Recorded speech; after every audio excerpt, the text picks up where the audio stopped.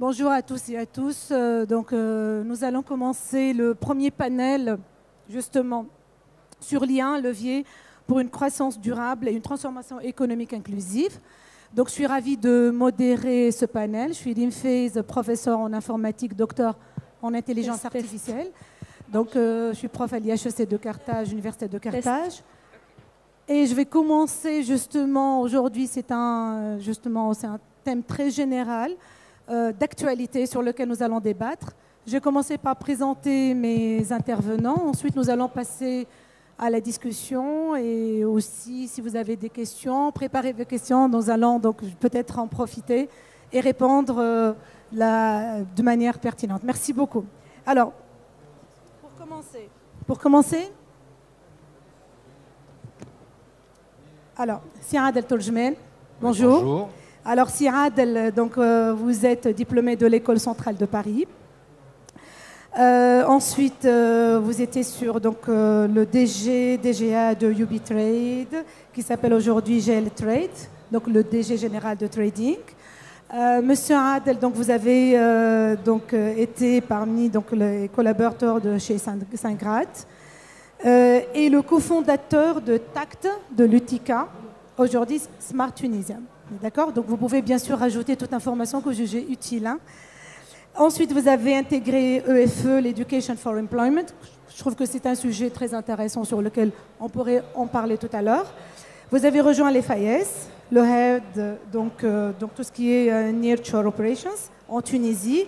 Et aujourd'hui, vous êtes le CEO de Nextify, voilà, et en même temps Winby, voilà. Winby Transformation version 2. Donc, marhaba bik si Adel. Vous voulez, donc je vous donne la parole. Très rapidement. Winby, aujourd'hui, le dernier rôle, c'est Transformation Officer dans la société Winby, qui est spécialisée dans tout ce qui est data et digital. Quand on dit data, il y a également la partie intelligence artificielle, donc on est très actif dedans. On a même commencé à fournir des solutions basées sur l'IA pour, par exemple, l'inclusion des jeunes dans l'emploi, mais également pour la formation des jeunes. Voilà. Donc c'est ça en deux mots ce que je voulais ajouter. Très bien, merci beaucoup. Donc ensuite, nous avons l'honneur de recevoir Madame Najla Gharbi, DGA de la Caisse des dépôts et consignations en Tunisie. Donc Madame Najla est titulaire d'une maîtrise de gestion, diplôme de cycle d'ingénieur de l'ENA. Et elle a fait une carrière quand même assez impressionnante, contrôle général des services publics, au sein du Premier ministère. Ensuite, plusieurs responsabilités pour arriver que depuis avril 2018, DGA de la Caisse des dépôts et consignations CDC. Depuis, donc, vous avez plusieurs fonctions. Également, vous êtes présidente du conseil d'administration de la STB. Et également, vous faites des formations de formateurs. Et vous êtes certifié professionnel en PPP et sous l'égide de la BM. Marhaba bik, Madame Najla, si vous voulez rajouter un point par rapport à votre présentation, votre profil. Oui.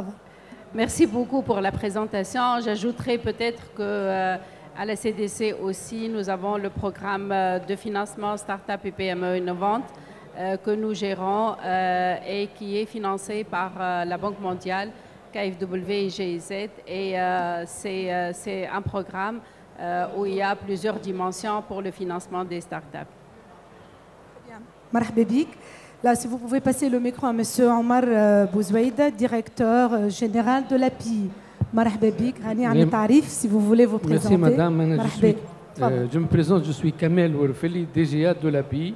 Donc je remplace Amor pour ce panel. Ah, d'accord. Donc voilà, donc juste une petite présentation de l'API. C'est l'agence de promotion de l'industrie et de l'innovation qui est une structure publique sous tutelle du ministère de l'Industrie, des Mines et de l'Énergie et qui a pour mission de développer le secteur industriel, le secteur de l'investissement. Et depuis 2010, donc une nouvelle mission lui a été attribuée qui est la mission de l'innovation. Et dans ce cadre-là, nous participons à ce salon dans le cadre de notre mission d'innovation. Marhaba bik, merci beaucoup. Ensuite, donc, notre quatrième intervenant, M. Anas Rojdi, donc ingénieur physicien de l'École polytechnique fédérale Lausanne, expert en gestion de l'innovation, avec 12 expériences cumulées et 5 ans d'expérience dans l'industrie high-tech suisse et les startups. Bien sûr, donc, comme tout Tunisien, il revient au pays pour justement faire profiter notre pays de son expertise en 2014 et rejoint l'entreprise SUS Technopark en tant que responsable de cluster mécatronique. Et ensuite, il a dirigé le programme stratégique de Novation City. Il a dirigé l'accélérateur d'affaires Novation, puis le centre Industrie 4.0 et la Smart Factory. Aujourd'hui, il a lancé le centre d'excellence en lien. C'est excellent aujourd'hui, ça, donc on va en avoir besoin. Il poursuit son rêve de contribuer à hisser la Tunisie au rang des pays les plus innovateurs. Merci beaucoup. Est-ce que si vous voulez rajouter un point par rapport à ma présentation? Merci beaucoup. C'est très bien. Vous avez très bien fait, madame. Aïchek, merci. Très bien. Donc, merci beaucoup. Donc, on voit aujourd'hui. Alors, pour commencer, j'aimerais bien avoir votre impression par rapport à le contexte, votre message que vous voulez véhiculer à travers tout ce qui est le levier croissance durable aujourd'hui, la transformation économique inclusive. On a plein de messages et plein aussi, moi j'aimerais bien votre impression par rapport à ce sujet-là. Vous pouvez commencer, si Anas. Et en même temps, quels seraient les messages que vous voulez véhiculer à travers notre cher public, à travers les jeunes qui s'inspirent et qui veulent vraiment faire des choses par rapport et qui sont sensibles à l'économie inclusive et durable. Tfadal. Très bien. Alors, pour nous, à Novation City, on a compris assez tôt que l'avènement en fait, de l'intelligence artificielle, ce n'est pas vraiment un avènement, ce n'est pas une technologie nouvelle, mais un essor nouveau qui est dû aussi à des technologies, surtout de capacité de calcul, de capacité de traitement de l'information, qui ont fait que voilà, il y a un nouveau essor de la technologie liée à l'intelligence artificielle. Et donc, à peu près 2018, on a commencé à réfléchir comment en fait l'intelligence artificielle va être intégrée dans les différentes chaînes de valeur mondiales, de l'industrie, des services, différentes formes d'industrie, l'agriculture, le health tech, etc. Et donc, immédiatement, on a mis en place des plans pour que on place réellement la Tunisie dans cette chaîne de valeur internationale, mondiale, qui va être justement induite par l'avènement de l'intelligence artificielle. Donc, ce travail a abouti effectivement, donc on a commencé un peu à collecter le fruit de ce travail cette année. Pour nous, c'est l'année de lancement du centre d'excellence en intelligence artificielle. Donc ce centre, en fait, accompagne à la fois les entreprises avec des services de conseil, des services de formation, mais aussi les startups, les entrepreneurs, avec 2 programmes. Le programme AI Garage, donc pour incuber les jeunes talents sur différentes technologies liées à l'intelligence artificielle. Le programme AI Factory pour accélérer les startups aussi. Et aujourd'hui, on lance à l'occasion de Big Tech le programme AI Academy. Le programme AI Academy vise à former 1000 talents tunisiens en intelligence artificielle sur une année. Donc le chiffre, il est assez important, le KPI, il est assez important, assez challengeant, mais juste pour vous donner en fait une idée sur l'importance aujourd'hui de l'intelligence artificielle, on voulait former 300 personnes, on a eu 1900 inscrits. Donc en fait, les premiers sensibilisés à l'importance de l'intelligence artificielle, c'est les jeunes talents effectivement. Et on a eu des inscriptions de différents niveaux. Il y a des gens qui font leur master, il y a d'autres qui font leur bachelor ou diplôme d'ingénieur, mais il y a des bacheliers qui viennent juste de réussir leur bac. Ça, c'est très important. Donc, en fait, il faut nécessairement, en fait, en Tunisie, profiter des ressources qu'on a. La première ressource, c'est nos talents, nos jeunes, d'accord, et les adopter justement à un nouveau marché aujourd'hui qui est en train de se développer, qui est énormément transformé par l'intelligence artificielle. Très bien. Ok, merci beaucoup. Je reviendrai vers vous pour d'autres questions. Faites passer. Madame Najla. Merci beaucoup. Donc, je dirais pour moi, donc l'intelligence artificielle, surtout dans le développement durable, ça peut être un moteur essentiel pour promouvoir une croissance durable et bien sûr orchestrer une transformation économique inclusive. C'est très pointu comme technologie qui peut apporter diverses solutions à des secteurs. Ça peut être dans l'amélioration de l'efficacité énergétique, de l'inclusion financière. Donc tous les secteurs peuvent être impactés par l'introduction de l'intelligence artificielle. Comme j'ai présenté au départ, donc nous sommes donc un acteur important dans le financement des startups. Et j'ai essayé de voir un peu combien de startups on a qui utilisent l'intelligence artificielle en Tunisie. En fait, j'ai trouvé que 23% des startups utilisent l'IA. Donc déjà, on va dire une startup sur 4 est basée ou orientée intelligence artificielle. La majorité, bon, on va dire 32% sont dans le business software, 11,8% dans le health tech et 10,4% dans la tech et la green tech.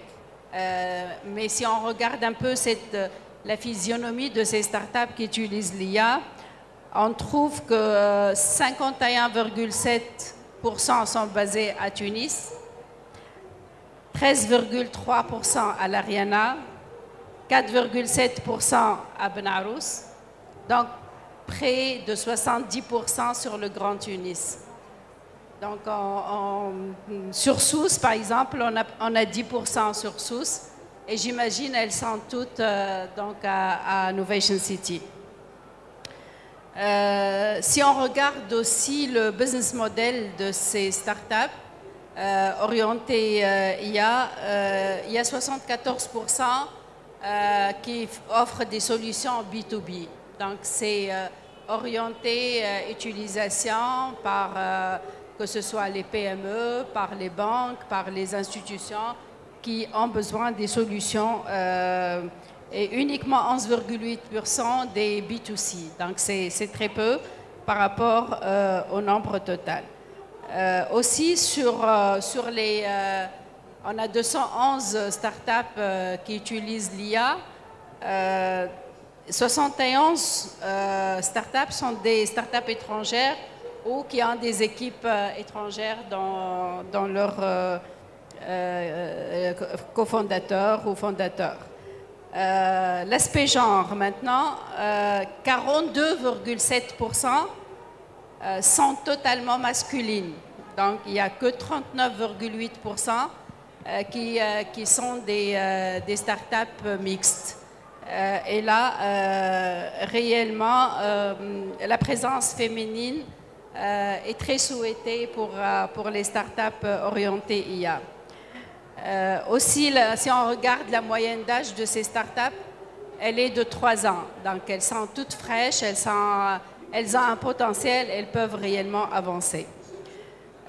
Si on regarde un peu sur les différents secteurs, il y a, par exemple, pour le secteur financier, sur lequel moi j'attache beaucoup d'importance, il y a un coût de développement de l'infrastructure, des risques et incertitudes, et surtout pour l'investissement à long terme.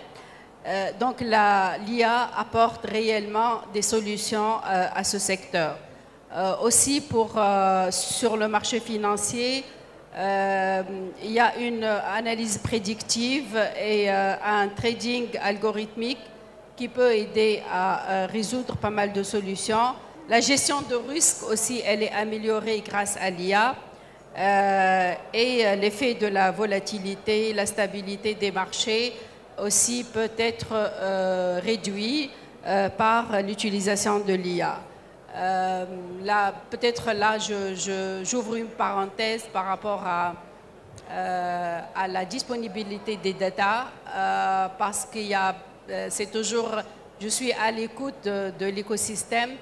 Il y a toujours un problème d'accès aux data et généralement, pour tester les solutions, elle utilise des data open source qu'ils trouvent sur sur le web, mais réellement, il faut travailler sur des data tunisiennes et là, on appelle aux institutions tunisiennes pour ouvrir l'accès aux data à ces startups. Merci.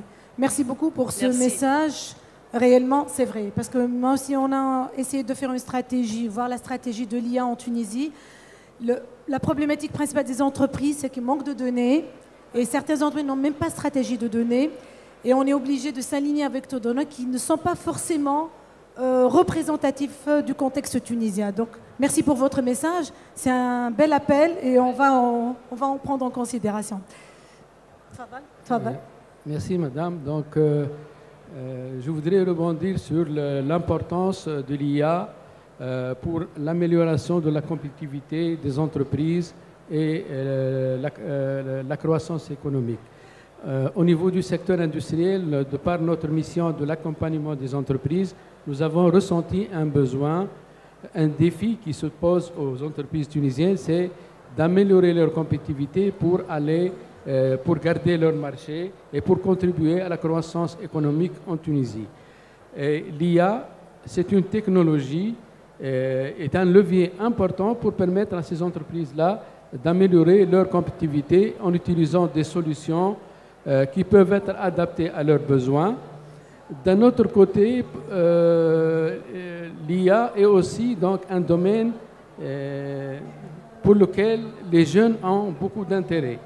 À travers notre mission d'accompagnement des jeunes promoteurs au niveau des pépinières d'entreprises, comme vous le savez, l'API gère un réseau de 28 pépinières d'entreprises qui sont installées dans des structures d'enseignement supérieur, écoles d'ingénieurs ou IZ. Donc, nous assurons des services de formation, d'accompagnement et d'hébergement de porteurs de projets. Et un intérêt particulier actuellement, donc ces dernières années, se situe au niveau du désir d'intégrer ce domaine pour créer leur start-up. Donc, je pense qu'en Tunisie, nous avons un potentiel important de jeunes qui maîtrisent ces technologies et peuvent contribuer donc, au développement de l'économie tunisienne.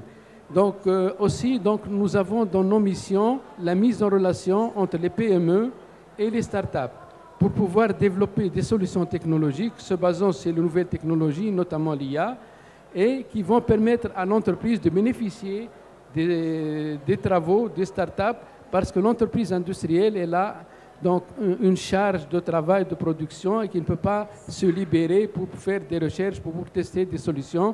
Donc les solutions technologiques vont être développées par les startups au profit des entreprises. Donc l'application de l'IA en industrie, il y a plusieurs types d'applications, notamment dans tout ce qui est diagnostic préventif, tout ce qui est maintenance préventive, tout ce qui est donc gestion des flux. Il reste le problème, donc l'handicap qu'a décrit tout à l'heure Madame Nézia, c'est les données, parce que nos entreprises en Tunisie, malheureusement, ne disposent pas des données nécessaires pour pouvoir fonctionner un modèle d'intelligence artificielle.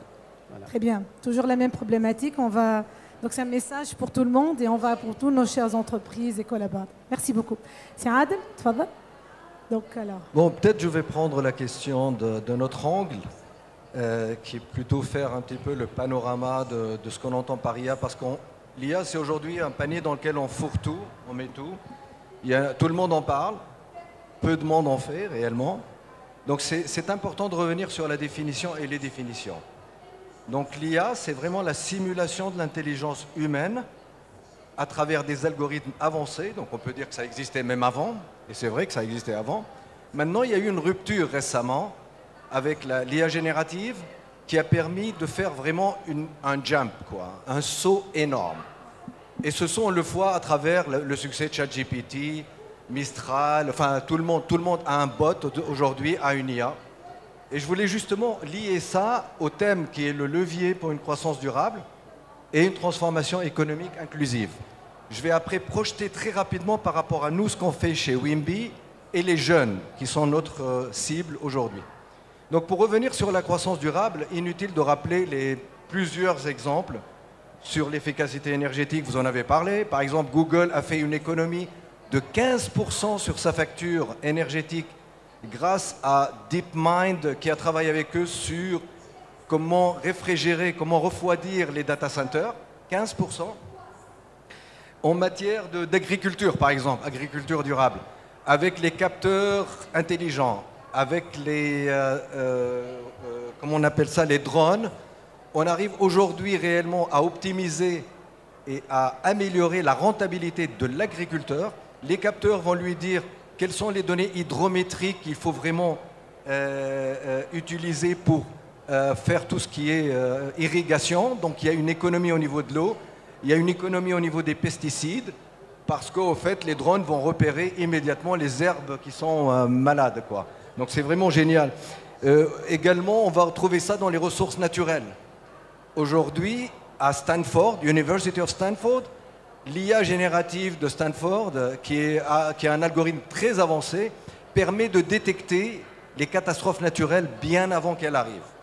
Par exemple, tout ce qui est inondation, par exemple, tout ce qui est sécheresse, ce qui permet de donner à l'autorité et aux autorités beaucoup de temps pour être prédictif et prendre des mesures nécessaires. Si je passe à la transformation économique inclusive, et c'est ça mon sujet qui me tient à cœur. Alors, un, c'est l'accès à l'emploi des jeunes. Je cite quelques exemples. Aujourd'hui, comment on faisait? On faisait des CV, des entretiens, etc. Maintenant, il y a LinkedIn. Bon, c'est vrai, ça facilite. Mais quand vous avez des bots, une IA qui permet de faire le bon matching entre vos skills et les jobs qui sont offerts, et qui automatiquement vous orientez, vous ou la société, vers vous, cela va améliorer notablement l'intégration des jeunes.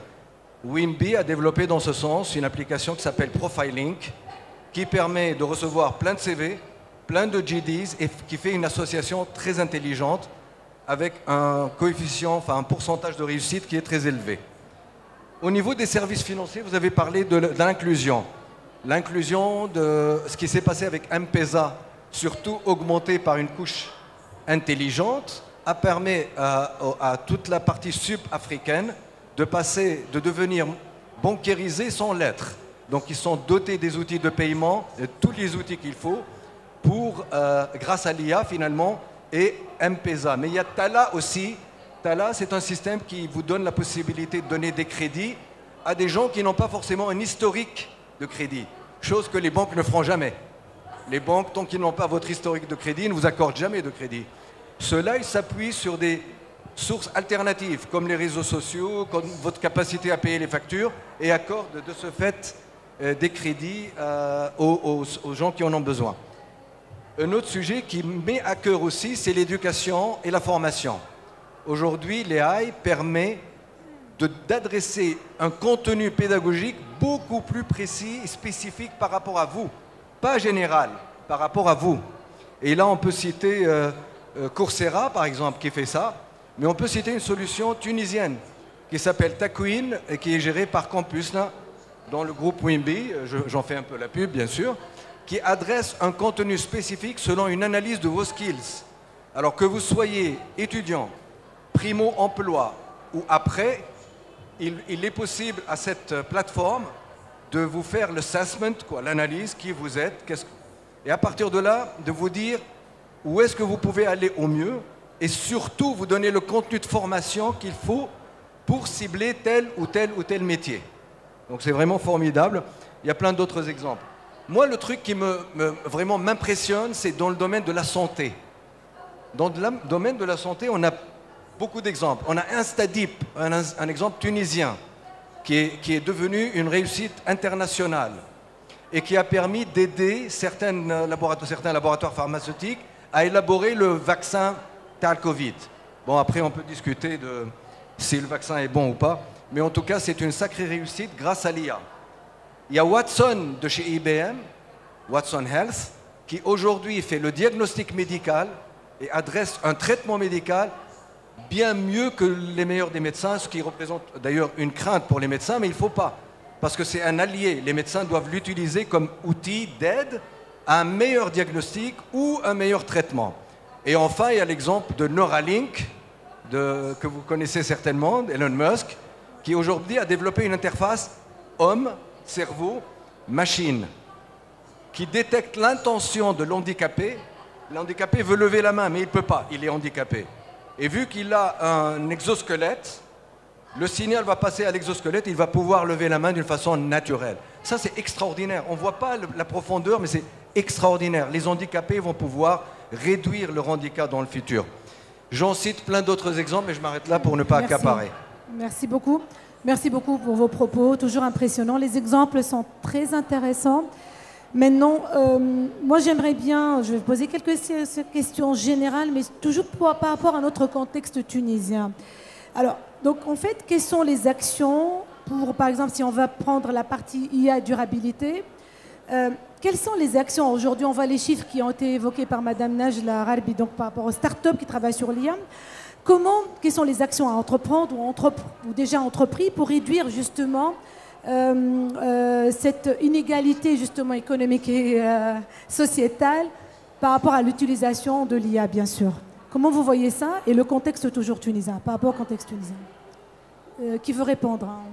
Je peux commencer rapidement. Cette fossée technologique, malgré le fait qu'elle existe déjà, mais le problème c'est qu'elle va être creusée beaucoup plus. C'est-à-dire qu'on va avoir des pays, des gens, des sociétés, des agents équipés d'IA très avancés et d'autres qui n'ont pas ça. Et ça, c'est pas juste. Ouais. Et pour une meilleure inclusion, il faut un travail systématiquement collaboratif entre les gouvernements, entre les sociétés et entre les individus. C'est un travail qui fait, moi je pense, qu'il fait partie de l'éthique même. C'est-à-dire il est impossible d'exclure toute cette partie de la population mondiale de cette avancée technologique inouïe et extraordinaire. Il faut les accompagner avec nous. Aujourd'hui, ils sont accompagnés, mais en tant qu'utilisateurs. Parce que pour l'IA, il y a deux aspects. Il y a vous en tant qu'utilisateur de l'IA et il y a vous en tant que producteur de l'IA. Au moins que ces pays soient amenés, accompagnés par rapport à la partie consommateur. Mais je pense qu'il faut aller au-delà pour qu'ils deviennent des agents de production de l'IA aussi. Merci. Qui veut revenir? Madame Najla? Peut-être j'ajouterai par rapport à ce qui a été dit que c'est réellement de l'intelligence collective dont on a besoin pour être à niveau donc, sur ce domaine, parce qu'on ne manque pas de compétences. D'ailleurs, notre écosystème, il est plein de compétences qui peuvent offrir des solutions, mais il faut qu'il y ait cette expression de besoin de la part, que ce soit du gouvernement ou des institutions ou alors des utilisateurs potentiels, parce que l'IA, ça permet d'automatiser des process, mais ça permet aussi d'offrir des services personnalisés. Donc à la fin, si on arrive à utiliser cette technologie pour cibler on va dire une clientèle particulière ou un service particulier pour chaque personne, donc c'est vraiment là où on sera donc à niveau par rapport à ce qui se passe à l'échelle mondiale.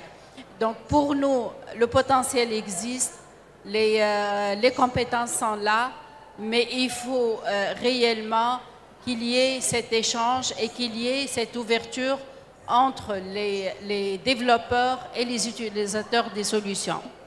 Merci, merci Madame. Merci.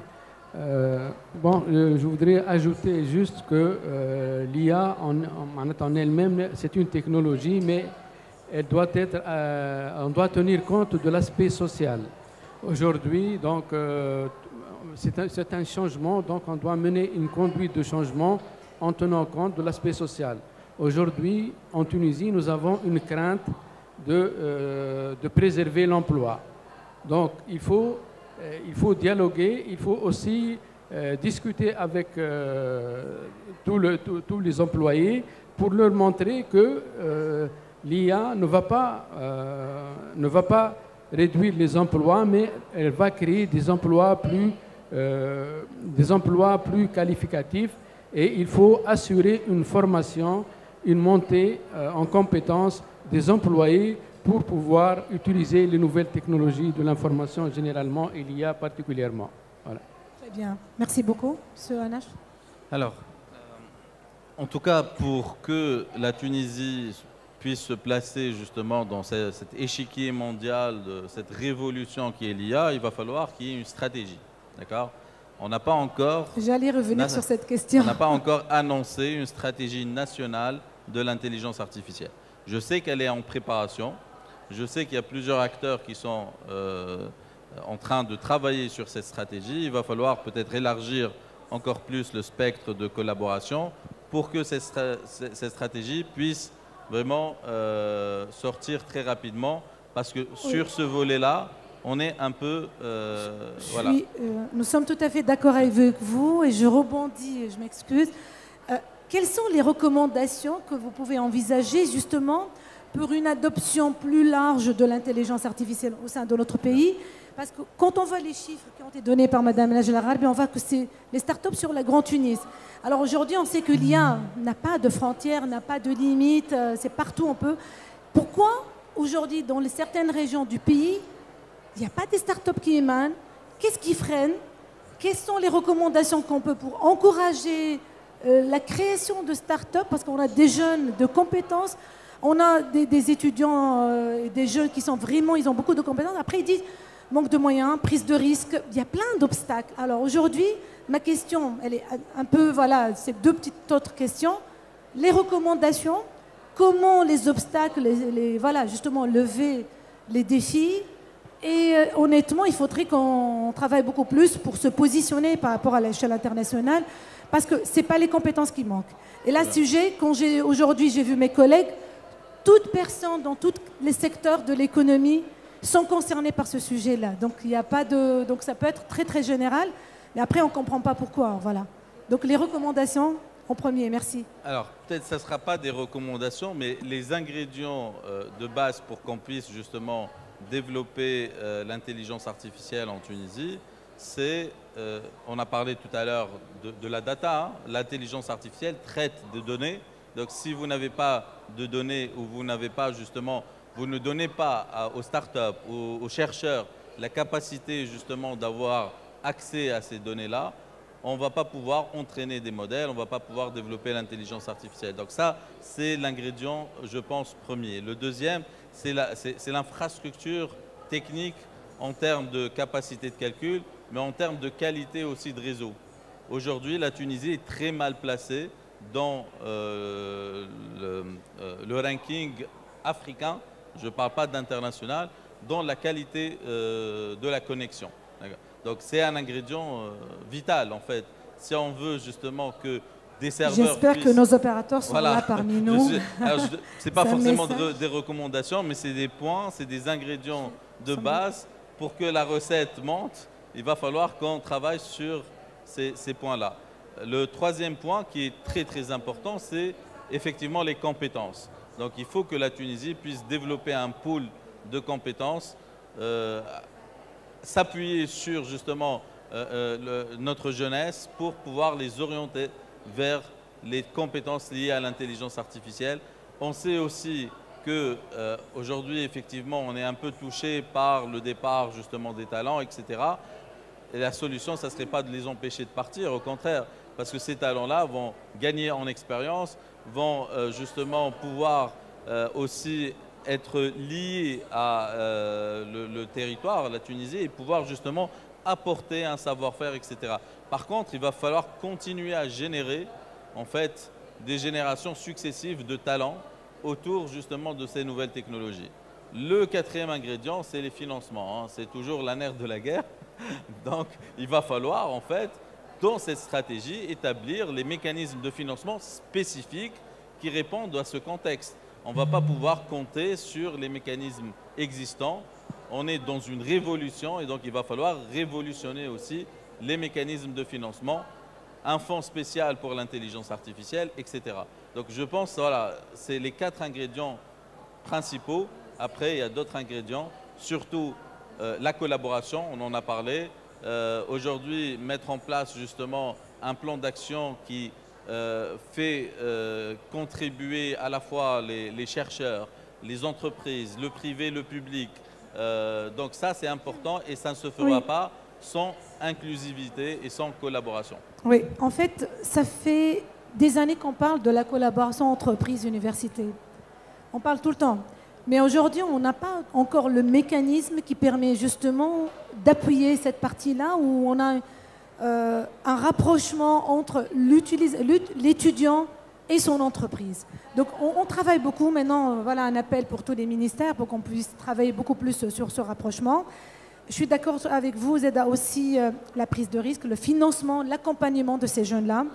Et peut-être qu'il faut avec, donc là, Madame Najareb, c'est peut-être focaliser beaucoup plus sur les régions parce qu'en fait, le Grand Tunis, c'est toujours... On peut dire qu'ils sont plus ou moins proches de quelques entreprises, mais je pense que la Tunisie, ce n'est pas uniquement le Grand Tunis, on a d'autres régions qui sont très intéressantes, surtout par rapport à l'économie, l'environnement durable, l'économie durable, l'inclusif. Je pense que vous pouvez nous donner des recommandations beaucoup plus larges que ça. Merci beaucoup. Je vous en prie. Il faut cliquer après. Oui, c'est bon. Parler un peu plus fort parce qu'on a du bruit à côté. Par rapport peut-être à la concentration sur le Grand Tunis, nous sommes conscients et nous travaillons sur surtout le fait de soutenir des programmes d'accompagnement et d'accélération dans les régions. Donc ça, c'est notre focus. Aussi, l'aspect genre, nous sommes en train de travailler là-dessus. Mais peut-être sur l'aspect aussi développement des solutions ou des startups qui sont surtout qui utilisent l'intelligence artificielle et surtout dans les inclure dans les process, que ce soit administratif ou financier ou autre. Ça a été débattu dans le cadre des assises de l'innovation et normalement dans le Startup Act 2.0, il va y avoir des nouveautés, notamment on a proposé qu'il y ait, comme la sandbox donc réglementaire de la Banque centrale, qu'il y ait une sandbox dans chaque ministère pour ouvrir aussi à ces startups la possibilité de développer des solutions pour permettre de cibler les services publics et surtout de digitaliser certains services publics via ces startups. Donc, réellement, le problème, il est ressenti par tout le monde, par l'écosystème, mais aussi par les institutionnels. Et on apportera, Inch'Allah, la solution grâce à Startup Act 2.0. Excellente nouvelle. Merci beaucoup pour ce message. Voilà, donc là, on a des pistes. Merci beaucoup. Si Adel Tourjmel, vous voulez rajouter un point? Non, je pense que les recommandations pour une stratégie tout a en été dit, Tunisie. mais au fait, le problème, il ne s'agit pas d'une question simple. C'est assez complexe parce que c'est un engagement national. Il se passe à l'international. Est-ce qu'il se passe suffisamment en Tunisie? Je ne pense pas assez. Moi, je reviens de Vivatech, qui a eu lieu il y a quelques semaines en France. C'est incroyable le nombre de start-up, le nombre de petites sociétés qui ont démarré dans le monde de l'IA avec peu de moyens finalement. Voilà donc une opportunité, on n'a pas besoin de financement énorme. Ces gens-là utilisent des composants open source, ouverts, existants, ils sont là. Ils les composent, ils créent une solution, une idée, quelque chose qui n'est pas forcément adressé uniquement au marché national, mais qui est exportable. Instadip, l'exemple que j'ai pris tout à l'heure, n'a jamais adressé le marché national en premier. Aujourd'hui, c'est une licorne. Je ne sais pas si vous savez ce que c'est qu'une licorne en termes de volume, de taille. Donc, il faut, à mon avis, non seulement appuyer en interne par une volonté politique claire, c'est-à-dire un programme national autour de l'IA, dans lequel plusieurs agents, et la majorité des gens vont s'articuler, vont être autour de la table. Qui donc? Les ministères, certes, vous avez parlé des ministères. Mais également le législateur, parce qu'il va falloir mettre la bonne charte autour de ça. Également les jeunes et les sociétés, ceux qui vont recruter. mais aussi toutes les institutions de promotion, de création d'entreprises ou de développement de projets existants. Je pense que tout ce qui doit toucher à l'IA doit être incentivé. En anglais, on dit incentivé, donc c'est subventionné. Subventionné, vraiment. Mais que les jeunes n'attendent pas à ce moment-là, que les jeunes démarrent. La vague est déjà loin. Il faut vraiment aller la chercher vite. Et vous avez une opportunité unique. On n'avait pas ça dans le temps. On n'avait pas autant de composants qu'on peut combiner ensemble pour sortir quelque chose. On n'avait pas ça. Vous avez aussi l'accès à l'international qui devient de plus en plus possible avec les marketplaces, etc. Donc moi j'invite tous les jeunes vraiment à réfléchir IA, respirer IA et oser IA, ne pas avoir peur. Merci beaucoup. C'est un très bon message pour nos jeunes, justement peut-être porteurs de projets, pour nos entreprises, le ministère, tout ce qui est le gouvernement, le secteur éducatif aussi, parce que vous touchez les jeunes, les universitaires.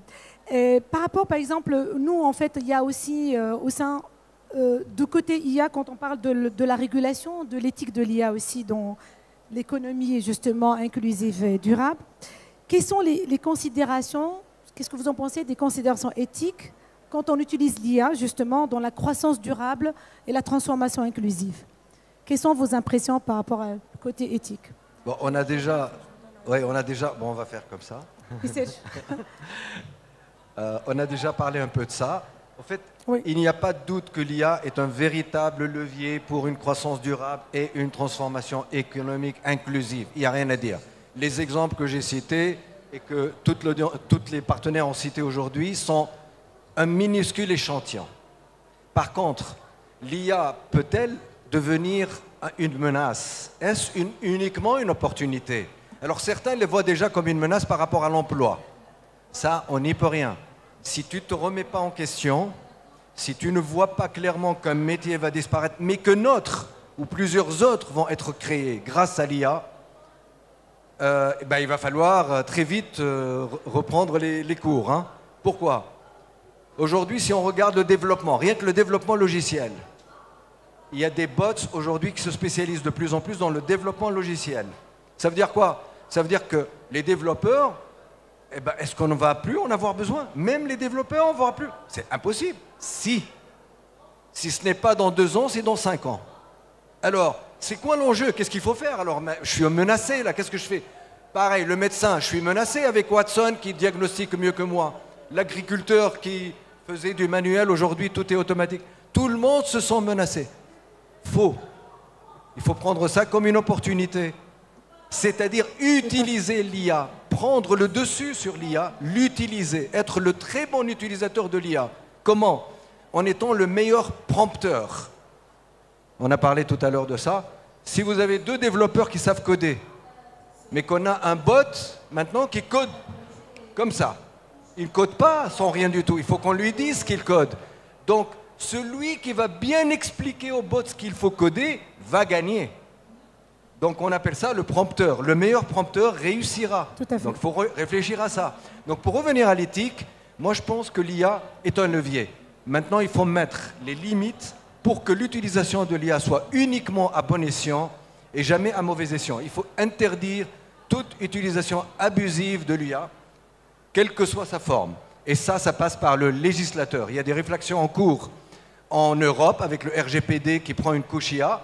Il y a ce qu'on appelle le AI Act qui donne un cadre maintenant régulé de l'IA en Europe.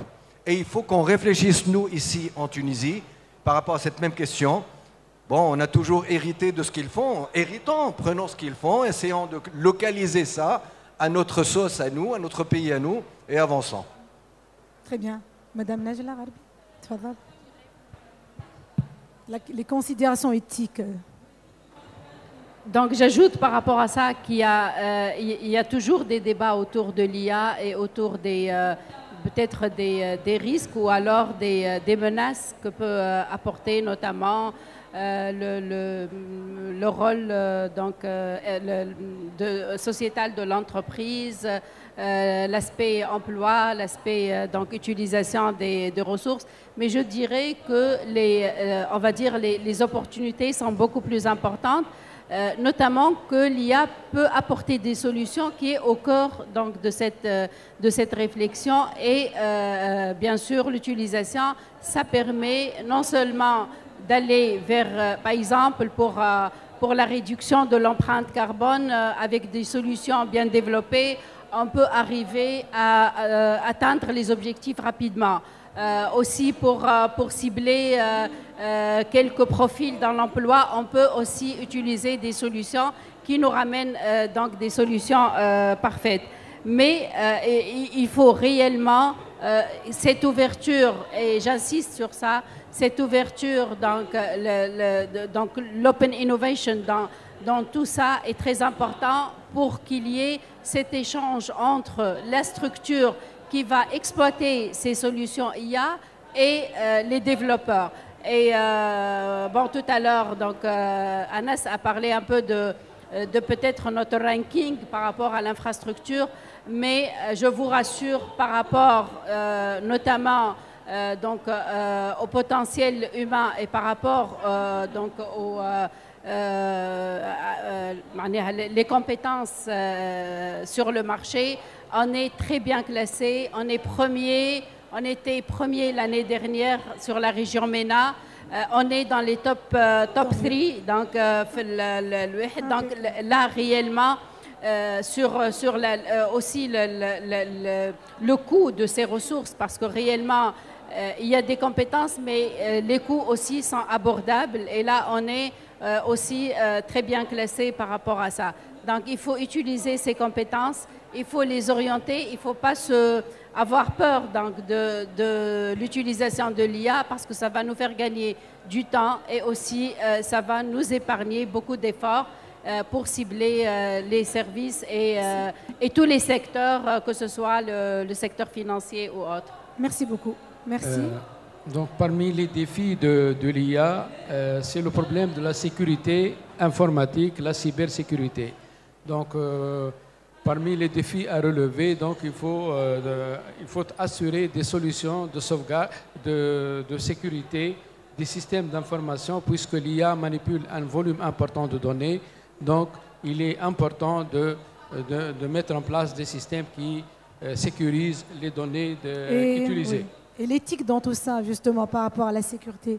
Les considérations éthiques pour une économie durable, croissance durable. Donc, c'est un cadre réglementaire qui doit être mis en place donc, pour préserver la question d'éthique, pour pouvoir utiliser l'IA dans les bonnes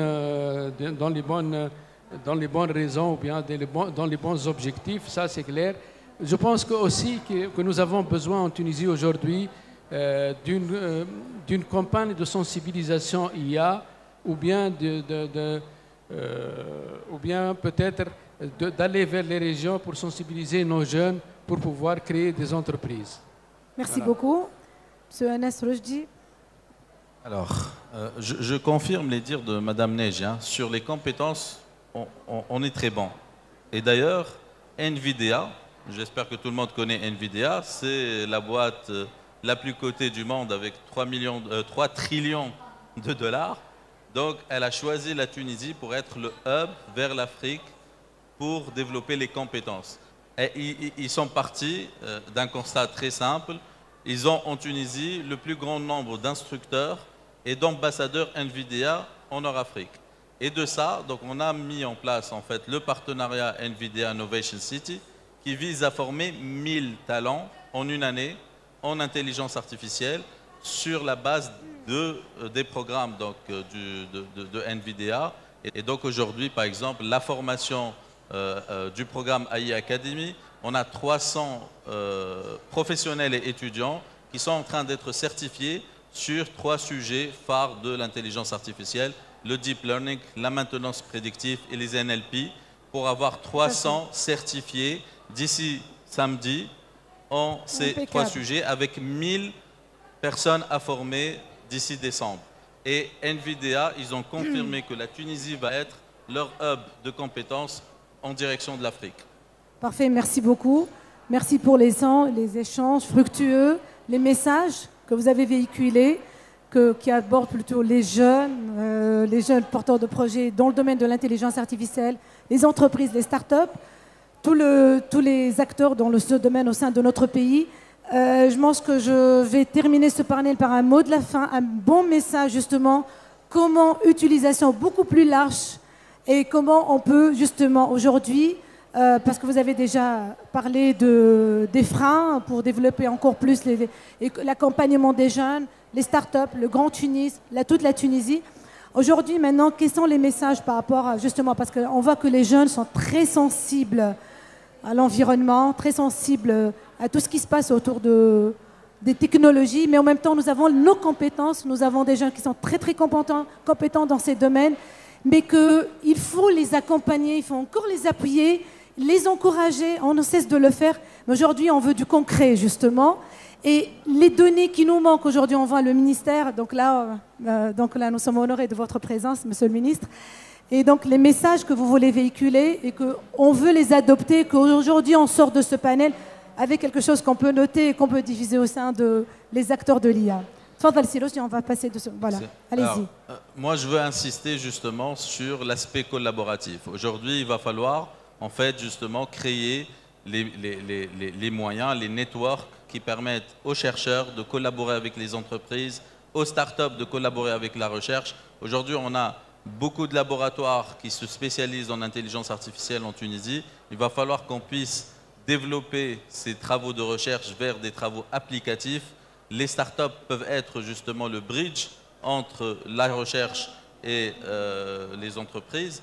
Donc, ce modèle d'open innovation est très important parce que c'est un modèle qui s'adapte très bien justement avec l'avènement de l'intelligence artificielle.